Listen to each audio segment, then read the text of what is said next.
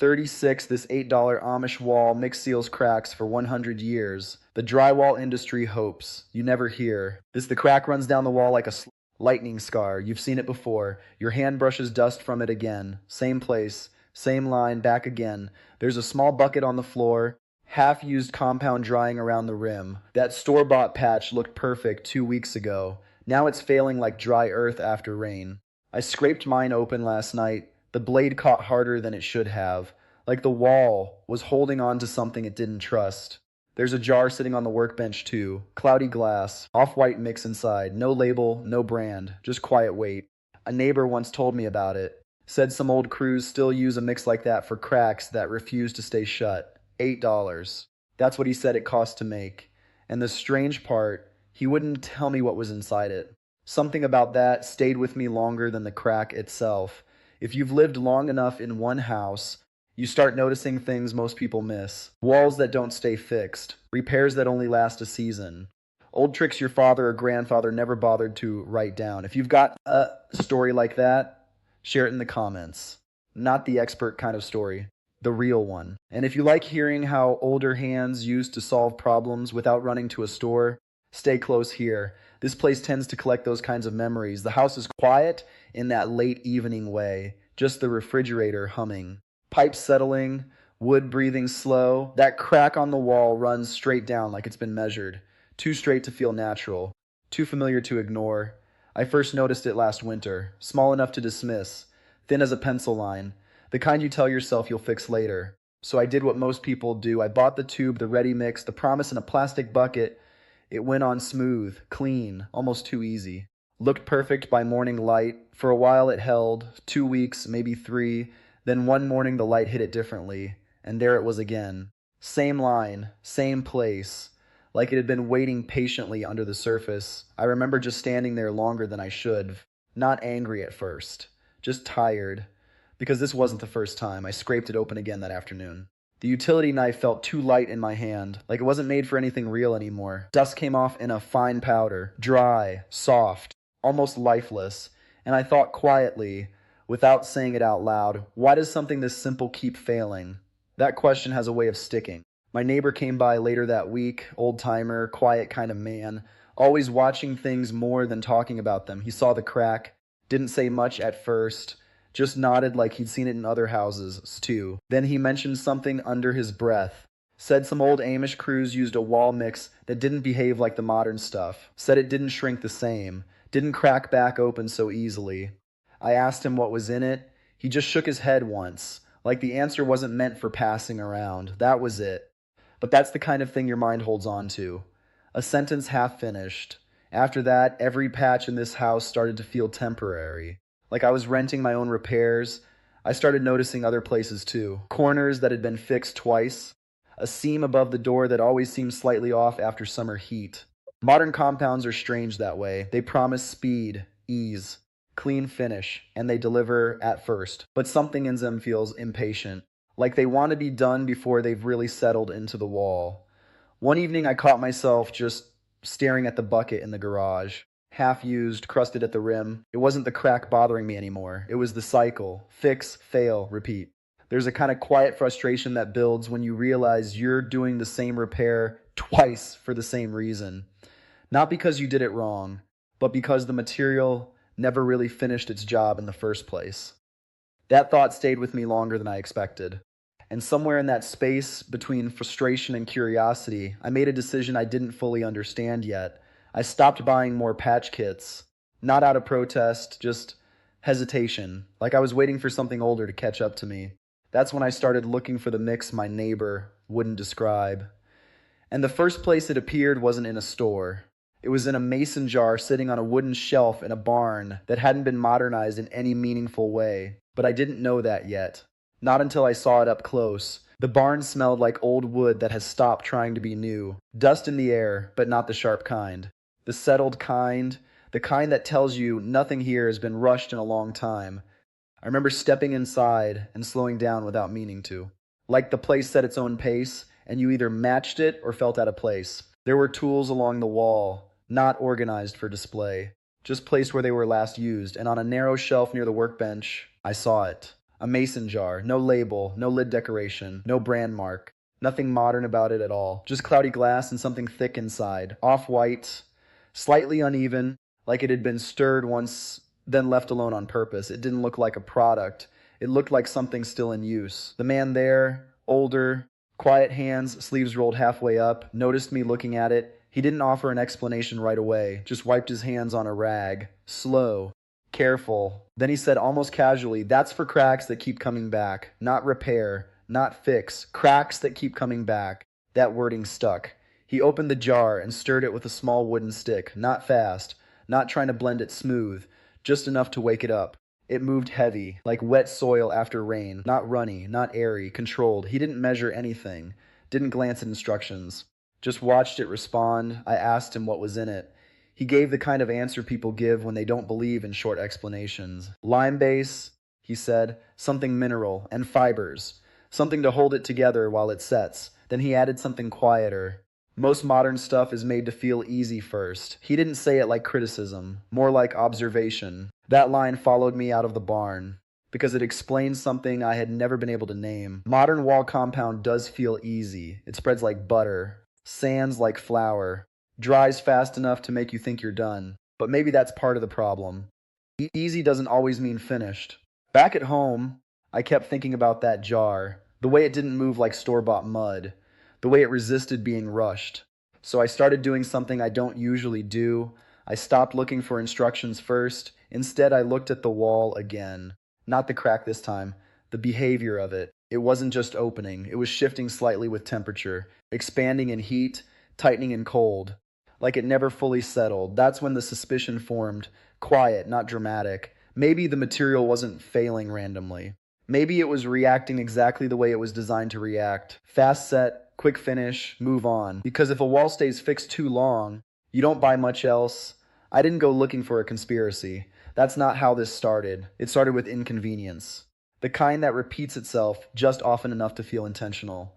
I went back to the barn a second time a week later. This time I asked more directly. He told me something I didn't expect. He said variations of that mix were common in older rural building traditions. Not one recipe, not one origin, just shared understanding across different hands. Materials that didn't depend on speed. Walls built with patience instead of deadlines. He paused before adding one more thing. Anything that dries too fast, he said, forgets how to stay together. That line landed deeper than the crack in my wall ever did, because I knew exactly what he meant. We've all seen it. Something that looks perfect early, then slowly gives up later. Back home, I finally opened the bucket again, the modern one. Stirred it slowly this time like I was trying to understand it instead of use it. It didn't change. Still smooth, still quick, still eager. And for the first time, that felt like a warning instead of a convenience. That night, I didn't fix the wall. I just stood there looking at it longer than before. And I made a decision I couldn't fully explain yet. I was going to test the other way. Not on a hidden corner, not on something easy, on the worst part of the crack. The one that kept coming back like it had unfinished business. The next morning I went looking for lime and fiber and whatever else had been sitting in that jar. But I didn't yet understand what I was actually trying to build. Only that I was done trusting anything that forgot how to stay together. And what I found when I finally mixed it didn't behave like anything I had used before. The bucket didn't feel familiar in my hands. Even though I'd mixed compound 100 times before, this time it didn't behave like compound at all. It resisted the spoon at first. Thick in a way that wasn't stubborn, just grounded. Like it didn't care about speed. I kept stirring until my arms slowed down to match it. Not the other way around. That's when I noticed something simple. It didn't loosen up the more I worked it. It stayed together. Not runny, not airy. No shine. Just a quiet, packed consistency like damp earth held in place. I thought about the mason jar again. The way it had been stirred, then left alone. Not perfected, not polished, just ready. So I stopped overthinking it and went to the wall. The crack was worse in daylight. That's how most things are. Better seen when you stop ignoring them. I pressed the mix into it with my fingers first. Not a knife, not a tool. Fingers, it felt wrong for a second, too physical, too direct. But it didn't smear like modern compound, it packed. Like filling a narrow seam in old wood, like pushing soil back into a fence post hole after rain. It held its shape immediately, no sliding. No dripping, no collapsing back out, just stayed. There's a moment when you realize a material is behaving differently than expected. Not better or worse yet, just different. I kept working it along the line slowly, small sections, patient pressure, the kind of pace you don't normally choose in home repair, because everything today teaches you to finish fast. But this didn't respond to fast. It responded to steady. After a while, I stepped back. The crack was gone under a rough, uneven line, not smooth like store-bought finish, but whole. Solid in a way that didn't look trying to impress anyone. I left it like that. No sanding, no polishing. Just let it be.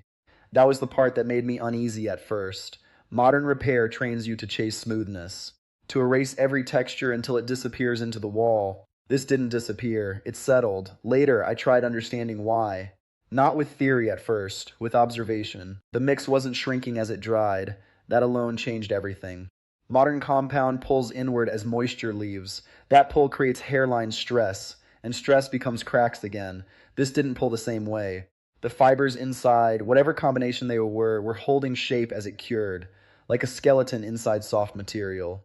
And the mineral base, it didn't rush to harden. It tightened slowly, evenly, no sudden shift, no internal tension spike, just a long, quiet set. There's something you notice when you work with materials long enough. Fast drying looks convenient, until you realize it often finishes under tension, and tension always looks for a way out. That night I checked the wall twice. Then again the next morning, no line reappearing. No shadow returning under the paint, just a faint texture where the crack used to be. Not perfect, but stable. And strangely enough, that mattered more, because perfection is what you expect from something temporary. Stability is what you trust in something permanent. I don't want to overstate what I saw that week. This isn't magic. And it isn't a miracle fix for every wall in every house. It won't save bad framing. It won't fix movement in a foundation. It won't erase structural problems, honest limit. But for surface cracks like this, long, tired, repeating lines, it behaved differently than anything I'd used before. Better? Maybe. Or just more patient. That's the word I kept coming back to. Patient. The modern mix wanted to be finished quickly. This one didn't seem concerned about being finished at all, just complete. There's a difference. I thought about the man in the barn again. The way he said it didn't shrink the same way, not like a sales pitch. Like a warning against impatience. I left the room that night and didn't turn on the lights. Just stood in the hallway and looked back at the wall. It didn't feel like I had repaired it. It felt like I had slowed it down. And for the first time in a long time, the house felt like it was no longer arguing with itself, just resting, still. And that's when I understood the part no one tells you about old methods. They don't just fix things. They change how you stand in front of them afterward. The wall didn't call attention to itself anymore. That's how I noticed it worked. Not by looking new, not by looking perfect, but by stopping the habit of being noticed at all. Days passed without me checking it. That alone felt unusual. Most repairs keep asking for attention. A hairline here, a soft edge there. A reminder that something still needs fixing. This didn't. It just stayed. One evening I stood in front of it longer than I meant to, coffee going cold in my hand. Light slanting across the hallway. The line was still gone, not covered, not disguised. Gone in the way things go when they stop being a problem. And I found myself thinking less about the wall and more about everything that had trained me to expect it to fail again. That's a strange shift. When you stop blaming the crack and start questioning the cycle. Modern repair makes a quiet promise. Fix it fast, move on, come back when it breaks again. It sounds harmless until you realize how normal it becomes. How many small things in a house live inside that rhythm? Not broken, not fixed, just managed. I don't think anyone sets out to build systems like that on purpose. But systems don't need intention to repeat patterns. They just need incentives. And somewhere in that space, slower methods disappear. Not because they stopped working, but because they stopped fitting the pace. The mix I used didn't feel like a secret anymore. It felt like a different attitude toward time, less urgency, more allowance. The kind of approach you see in older barns still standing straight after decades of wind, not because they were built to impress anyone, but because they were built to outlast attention. I thought about the mason jar again, sitting there on the shelf, cloudy glass, unlabeled. It didn't look valuable, it didn't look modern, it just looked used. There's something honest about materials that don't try to look new. They don't compete, they just endure. A few days later, I helped a neighbor patch a corner in his garage. Same kind of crack, same kind of frustration. He had already gone through 2 modern patches on it, Both had failed. He watched me work slowly with the mix I had left over. Didn't say much. Just watched the way it held its shape going in. No sagging, no slumping. When I finished, he ran his hand over it. Not smooth, not perfect, but steady. He said something simple. That feels like it's staying. And that was enough. We didn't talk about brands. We didn't talk about systems. We didn't talk about what was better or worse. We just looked at a wall that wasn't arguing anymore. Later that night, I cleaned the bucket by hand, not because I had to, because it felt wrong to leave it dirty. That's another thing about slower materials. They change how you treat the tools afterward.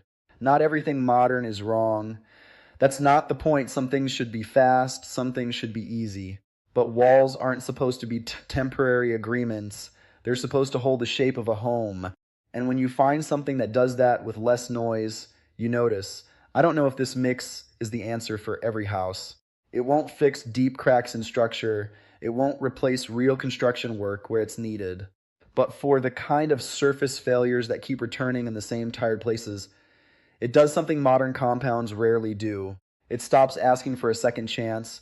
That alone changes how a house feels to live in. There's a stillness that comes after the repair is done right. Not excitement, not pride, just relief. The kind that settles into the room without announcing itself. Before I forget, there's something I should say plainly. I don't think knowledge like this belongs hidden, but I also don't think it belongs exaggerated. Tradition holds certain mixtures lasted longer in rural use because they were designed around patience and repair over time. But every home, every climate, every wall is different. What worked here may behave differently somewhere else. That's just honesty. Still, I understand why people kept using it, because once you've seen a wall stop reopening, you don't forget that feeling easily. It changes what you're willing to accept afterwards, not just in repairs and everything. And maybe that's the quiet part no one talks about. These old methods don't just fix cracks, they reset expectations. Before I leave you with this, I want to ask you something simple. Have you ever fixed something in your home only to watch it fail again later in the exact same place? Not the professional answer, not the technical one, just the real one. I'd be interested to hear what your hands have learned over the years that manuals never explained, because those are the kinds of fixes that tend to survive longest. And next time, there's another old method I want to show you. Something even older than this mix. Something used on outbuildings where small cracks were said to close back up on their own as the seasons changed. But that's a different kind of quiet story.